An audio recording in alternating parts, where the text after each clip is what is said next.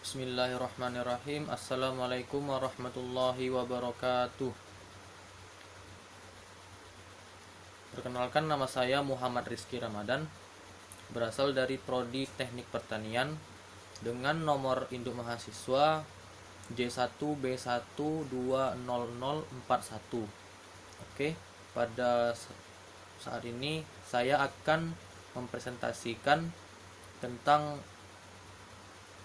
makalah yang saya buat yang berjudul karakter religius mahasiswa dalam kehidupan sehari-hari.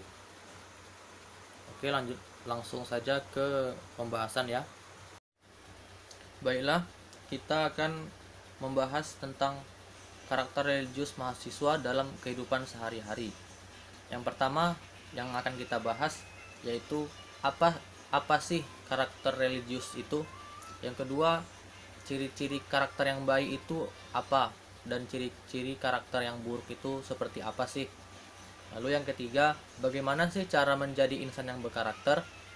Dan yang terakhir, apakah ada contoh karakter religius dalam Al-Quran. Oke, langsung saja kita lanjut ke apa itu karakter religius. Karakter religius adalah suatu penghayatan ajaran agama yang dianutnya dan telah melekat pada diri seseorang dan memunculkan sikap atau perilaku dalam kehidupan sehari-hari, baik dalam bersikap maupun dalam bertindak, yang dapat membedakan dengan karakter orang lain. Yang kedua adalah ciri-ciri karakter yang baik. Menurut Sahlan tahun 2009, nilai-nilai religius yang nampak pada diri seseorang dapat ditunjukkan dengan ciri-ciri sebagai berikut. Yang pertama, jujur. Yang kedua, keadilan. Yang ketiga, bermanfaat bagi orang lain. Yang keempat, rendah hati. Yang kelima, bekerja efisien. Yang keenam, visi ke depan. Yang ketujuh, disiplin yang tinggi. Yang kedelapan, keseimbangan. Lalu, menurut Maimun dan Fitri tahun 2010, nilai-nilai religius keberagaman adalah sebagai berikut. Yang pertama, nilai ibadah. Yang kedua, nilai jihad. Yang ketiga, nilai amanah dan ikhlas. Yang keempat, nilai akhlak dan kedisiplinan. Yang kelima, nilai keteladanan. Selanjutnya, ciri-ciri karakter yang buruk. Ciri-ciri karakter yang buruk itu contohnya sombong, labil, minder, pendendam, sulit memaafkan, pesimis, dan lain-lain. Yang ketiga yang akan kita bahas adalah cara menjadi insan yang berkarakter. Nah, di bagian ini ada beberapa metode cara menjadi insan yang berkarakter. Yang pertama adalah dengan memberikan teladan. Keteladanan dalam pendidikan adalah cara yang paling efektif dan berhasil dalam mempersiapkan anak dari segi akhlak, membentuk mental dan rasa sosialnya. Anak akan meniru baik akhlaknya, perkataannya, perbuatannya, dan akan senantiasa tertanam dalam diri anak. Secara psikologis, seorang anak itu memang senang untuk meniru. Tidak hanya hal baik saja yang ditiru oleh anak, bahkan terkadang anak juga meniru yang buruk. Metode yang kedua dengan memberikan pembiasaan. Pembiasaan adalah sebuah cara yang dilakukan untuk membiasakan anak didik berpikir, bersikap, dan bertindak sesuai dengan tuntunan ajaran agama Islam. Pembiasaan ini merupakan proses pembentukan sikap dan perilaku yang relatif menetap melalui proses pembelajaran yang diulang-ulang. Metode yang ketiga dengan cara memberikan nasihat kepada anak atau kepada mahasiswa. Fungsi nasihat ini adalah untuk menunjukkan kebaikan dan keburukan, karena tidak semua orang bisa menangkap nilai kebaikan dan keburukan.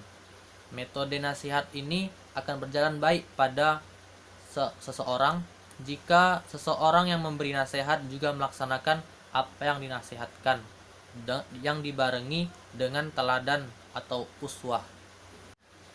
Yang keempat adalah dengan memberikan perhatian dan pengawasan.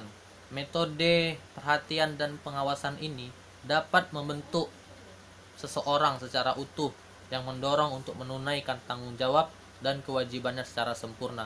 Metode ini merupakan salah satu asas yang kuat dalam membentuk muslim yang hakiki sebagai dasar untuk membangun pondasi Islam yang kokoh. Metode yang terakhir adalah memberikan hukuman. Metode hukuman ini merupakan salah satu cara yang dapat digunakan oleh guru atau pendidik dalam mendidik anak apabila metode-metode sebelumnya tidak mampu membuat anak berubah menjadi lebih baik. Dalam menghukum anak, tidak hanya menggunakan pukulan saja, akan tetapi bisa menggunakan sesuatu yang bersifat mendidik. Yang keempat yang akan kita bahas adalah apakah ada contoh karakter religius dalam Al-Quran. Nah, pada pembahasan kali ini kita akan mengkaji beberapa ayat dalam Al-Quran, yaitu dalam surat Luqman ayat 12 sampai 14 yang berbunyi, A'udzu billahi minasyaitonir rajim. Bismillahirrahmanirrahim.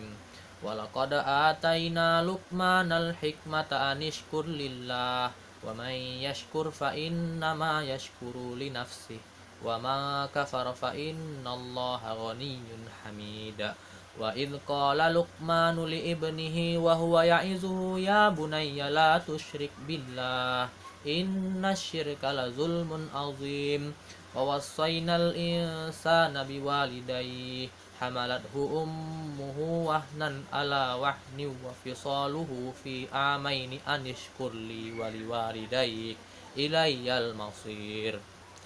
Yang artinya, dan sesungguhnya telah kami berikan hikmah kepada Luqman, yaitu bersyukurlah kepada Allah. Dan barang siapa yang bersyukur kepada Allah, maka sesungguhnya ia bersyukur untuk dirinya sendiri. Dan barang siapa yang tidak bersyukur, maka sesungguhnya Allah Maha Kaya lagi Maha Terpuji. Dan ingatlah ketika Luqman berkata kepada anaknya, di waktu ia memberi pelajaran kepadanya, wahai anakku, janganlah engkau mempersekutukan Allah. Sesungguhnya mempersekutukan Allah adalah benar-benar kezaliman yang besar. Dan kami perintahkan kepada manusia untuk berbuat baik kepada kedua orang tuanya. Ibunya telah mengandungnya dalam keadaan lemah dan bertambah-tambah, dan menyapihnya dalam 2 tahun.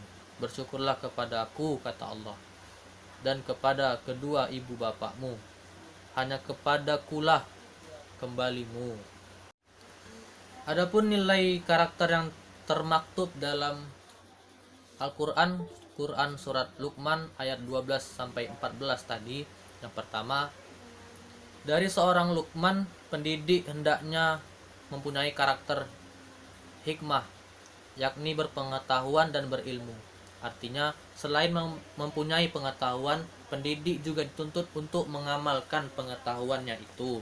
Yang kedua, pendidik karakter yang terdapat dalam Quran surat Luqman di atas adalah anjuran untuk menjadikan individu-individu yang bersyukur. Syukur dalam artian tidak hanya mengucapkan alhamdulillah, melainkan menikmati segala karunia Allah untuk pemicu dalam meningkatkan prestasi. Yang ketiga, nilai karakter yang ada pada ayat ini adalah menjadikan tauhid dan akidah sebagai pondasi awal bagi anak sebelum anak mengenal disiplin, ilmu, dan pengetahuan yang lain. Yang keempat, Luqman memanggil anaknya dengan sebutan ya bunayya, padahal bahasa Arab yang biasa dipakai adalah ya ibni.